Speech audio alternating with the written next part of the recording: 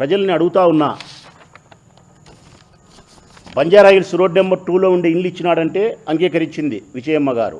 ఇడుపులపాయలో 51 ఎకరా ఇచ్చినారంటే అంగీకరించింది. 15 మెగావాట్ల SRS hydro project, small hydro project ఇచ్చినారంటే అంగీకరించింది. స్వస్తిక్ హైడ్రో పవర్ ప్రాజెక్టులో 22.5 మెగావాట్లు ఇచ్చినారంటే అంగీకరించింది.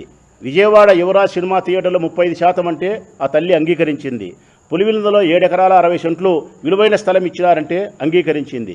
Vijayalakshmi mineral and trading company 100% ఇచ్చినారంటే అంగీకరించింది. కోడూరులో ఉండే రాజారెడ్డి గారి ఆఫీస్ ఏమైతే ఇల్లు ఉన్నాదో అది ఆమెకే ఇచ్చినారంటే అంగీకరించింది. కోడూరు దగ్గర చెట్టిగుంట దగ్గర 90 ఎకరాల వ్యవసాయ భూమిని ఇచ్చినారంటే అంగీకరించింది. కానీ పంపకం కాదంట విజయమ్మ గారు చెప్పేది. ఇది పంపకం కాదు అంటుంది. మరి పంపకం కాకపోతే ఏంది తల్లి?